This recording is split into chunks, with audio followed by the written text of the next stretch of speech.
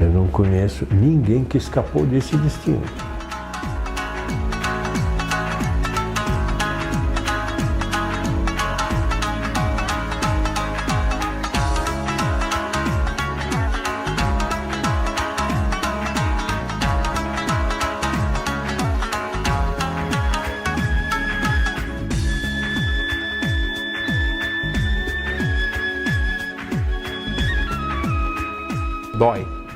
Dói. Dói mesmo. As fés são as mesmas, só muda o lado.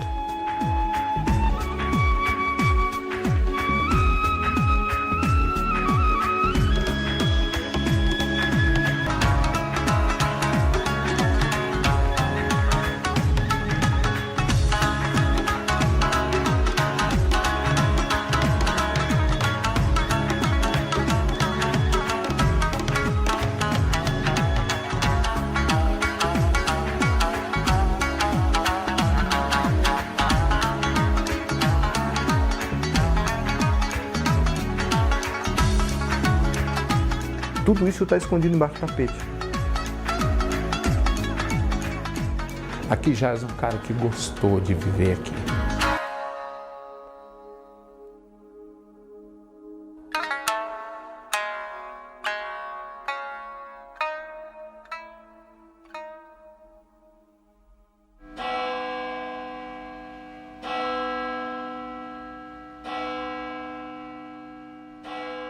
O futuro do ser humano justamente se confronta com essas realidades que vão além desta vida.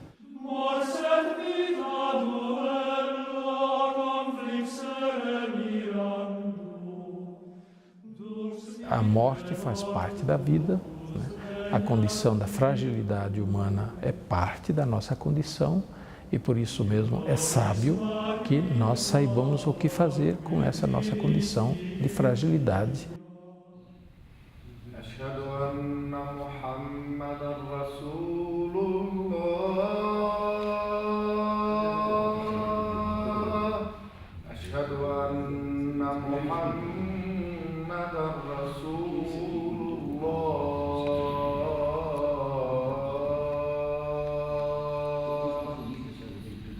A morte ela é tão importante, né, quanto ao nascimento, quanto à reprodução sexuada.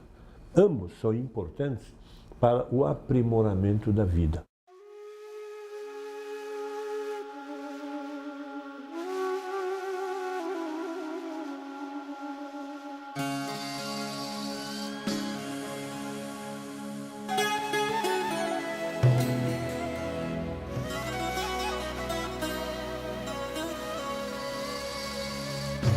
A morte, ela começa quando a gente nasce, porque nascimento significa morte. Tudo tem o seu aparecimento, tudo tem sua transformação e tudo vem a terminar em algum momento.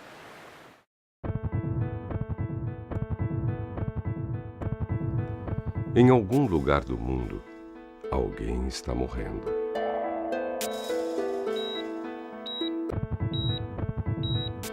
As percepções de cada ser humano em relação à morte refletem uma visão religiosa.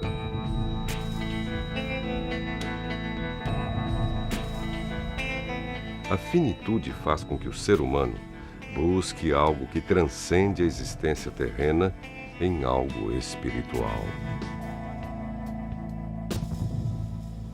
É a busca pela imortalidade.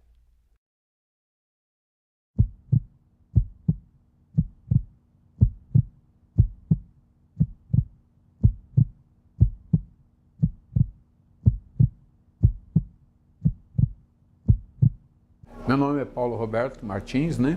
Sou soro positivo, tenho HIV, né? AIDS, né? Como diz. Em 96 era terrível. Se pegava AIDS num dia, morria no outro, né?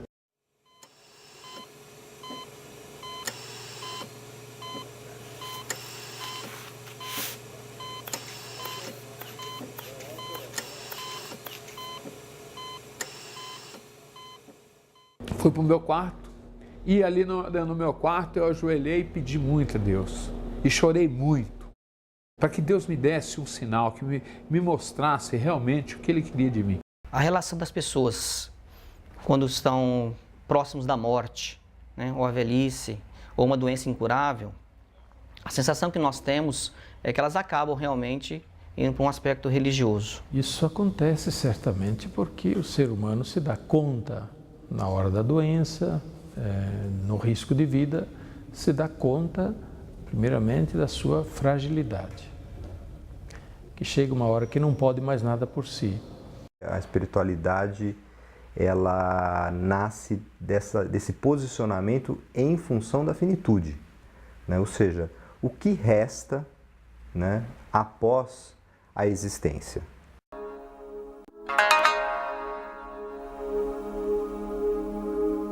Não é possível abordar a questão da espiritualidade de modo profundo sem se falar de finitude. Por quê? Porque a nossa experiência terrena é uma experiência material, né? Nós viemos de uma não existência, nos tornamos existentes e retornamos para uma não existência. O que é essa não existência?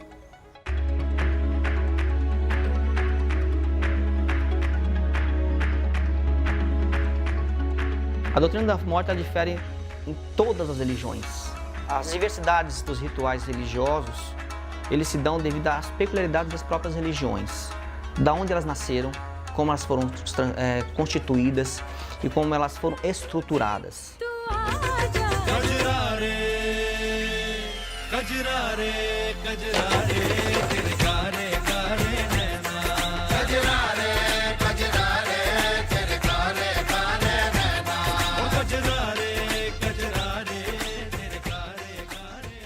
Nunca houve um tempo em que nós não existíssemos. Nem o próprio Deus, nunca houve um tempo que Ele não existisse. Nós sempre existimos e nós sempre vamos existir.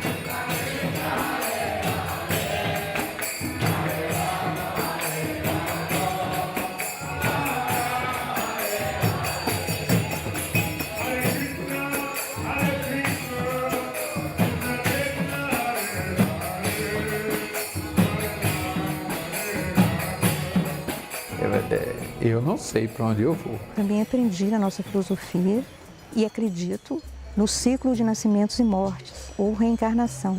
Tem a camada da mente, né, a camada da inteligência e a camada grosseira, que é esse corpo mesmo que a gente tem. O corpo grosseiro, esse físico, ele é destruído, todos nós sabemos. Nós adquirimos diferentes corpos de acordo com a nossa mentalidade.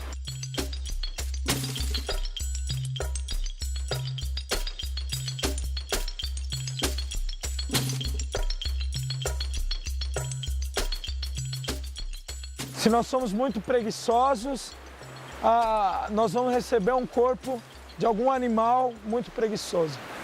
Nós somos muito violentos, vamos receber o corpo de alguém violento. Se nós somos muito medrosos, vamos receber um corpo de alguém. Já ouviu um passarinho? Sempre medroso, está pulando, olhando daqui para lá, não consegue ficar quieto. O Islã não aceita isso. No Islã, a minha alma ela é só a minha, né? Ela não volta para cá para ser revestida por um outro corpo.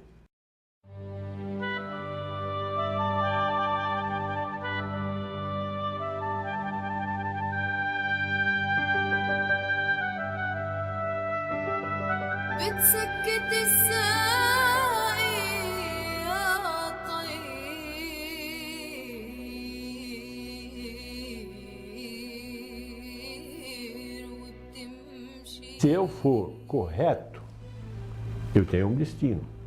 Agora, se essa minha alma voltar para cá, para se revestir o corpo de uma outra pessoa, essa outra pessoa tiver uma conduta diferente da minha, eu pergunto, como seria o dia de juízo final?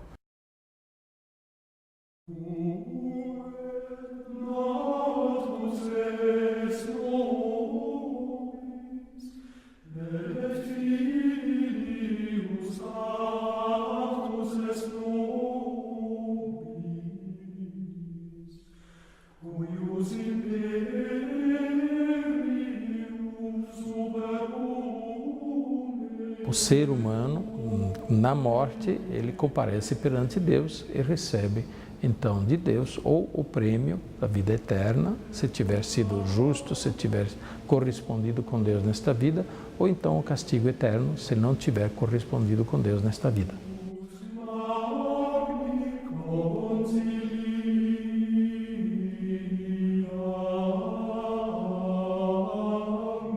Sabemos que Deus não condena ao inferno, né, a condenação eterna, por pequenas coisas. Então, o que acontece é que quem não está plenamente ainda preparado para entrar na vida eterna, passa por um estágio prévio de purificação, que nós chamamos de purgatório. Purgatório vem é uma palavra latina, que seria purificatório, né, para então ser admitido plenamente na vida eterna. Os cristãos enterram, né, como os judeus e os islâmicos, porque acreditam numa ressurreição. Né? A Índia não enterra, por exemplo, porque não acredita em ressurreição, mas sim na reencarnação, que é a volta, né? Que estão baseados no mesmo princípio de renascimento. Depois que a pessoa morre, existem algumas cerimônias fúnebres, né, para a cremação do corpo da pessoa, né, e para pedir a Deus que essa pessoa realmente tenha encontrado um caminho melhor em sua vida. O rito de encomendação dos defuntos, o funeral, ele não se torna alguma coisa simplesmente triste, mas algo iluminado com o horizonte da esperança, com o horizonte justamente da vida eterna.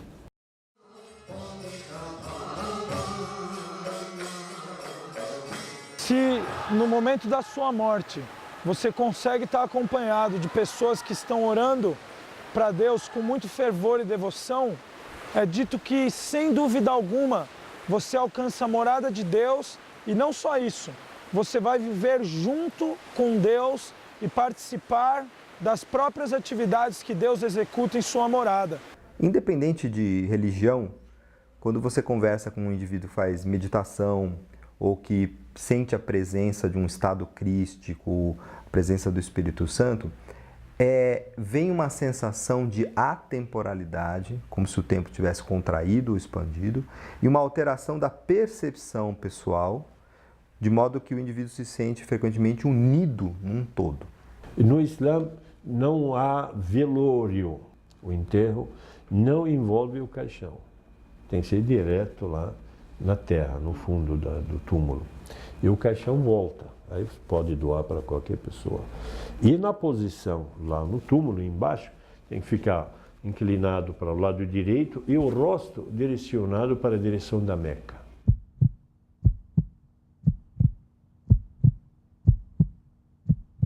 Olha, hoje eu aparentemente estou bem. Eu tomo hoje 32 comprimidos praticamente todos os dias. Né? Os efeitos colaterais, né, físico, né, são terríveis. A minha resistência é muito mais frágil. Então, qualquer uma pneumonia, uma gripe mais forte, né, um corte, uma infecção que eu tenha, a possibilidade, né, é muito maior de vir a óbito. Eu não chego a ter medo da morte. Ninguém deve temer nada, porque se a pessoa compreende que ele é eterno, se compreende que Deus é eterno, se ele realmente tem Deus no seu coração, essa pessoa não tem medo de nada. Mas eu não gostaria de ir. Talvez eu deixaria numa lápide hoje assim, aqui jaz um cara que gostou de viver aqui. Eu gostei de viver aqui.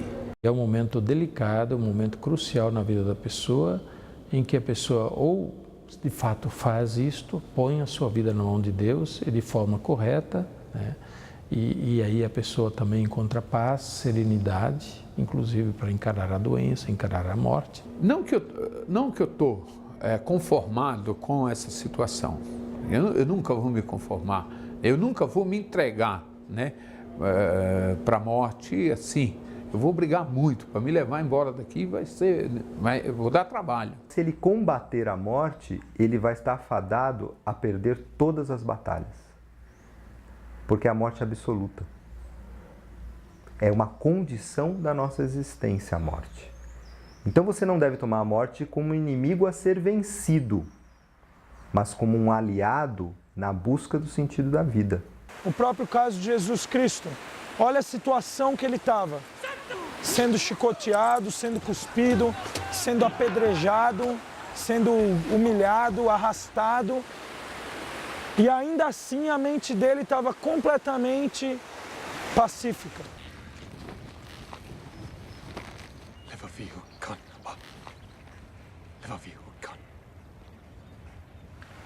Porque ele compreendia quem ele era, filho de Deus, mais puro filho de Deus.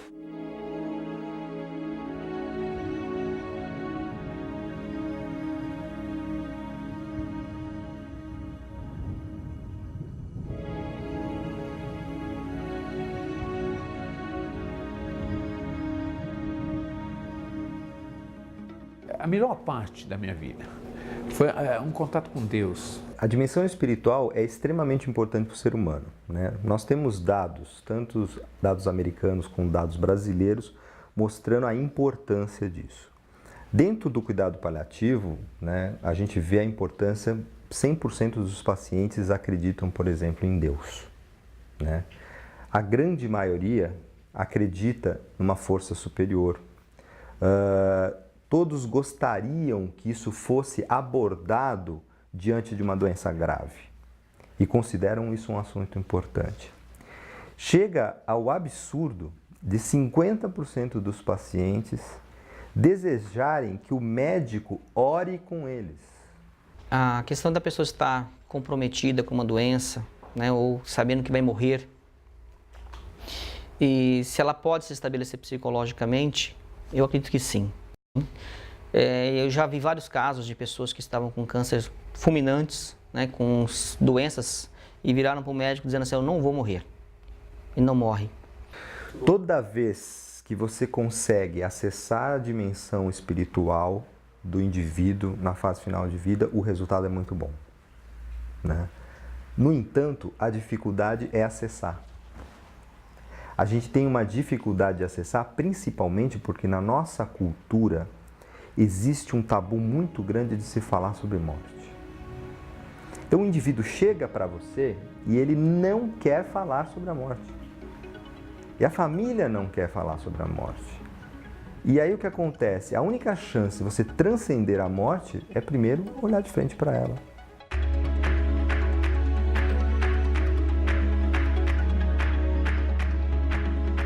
Os indianos, mais particularmente, né, os Vaishnavas, que são os krishnamitas, eles comemoram, não sei se dizer alegria, tá? Mas a questão da morte para eles é diferente da morte para o Ocidente.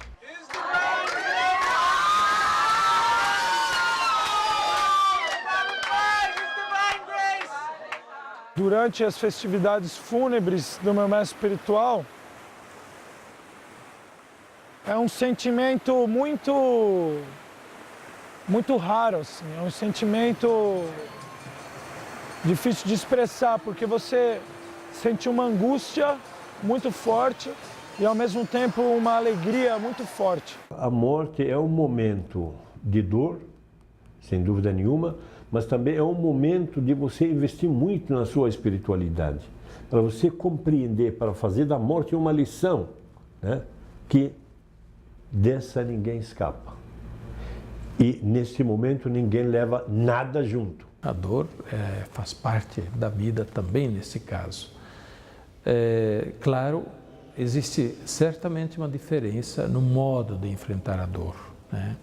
Quem tem esperança na vida eterna enfrenta essa dor com serenidade, A dor não deixa de doer, porém ela é enfrentada com serenidade. A gente vê dentro da nossa linha, tem muitos e muitos grandes devotos que demonstraram na sua vida prática e no momento que eles passavam pela morte, como que a morte é só um detalhe.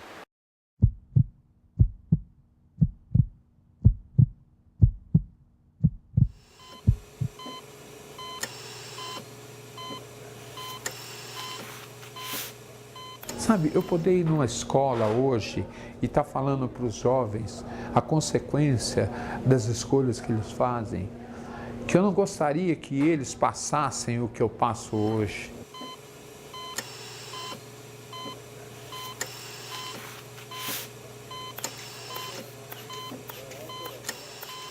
Tudo isso que eu estou tendo dos meus 43 anos até agora, meus 55, é tudo graça de Deus.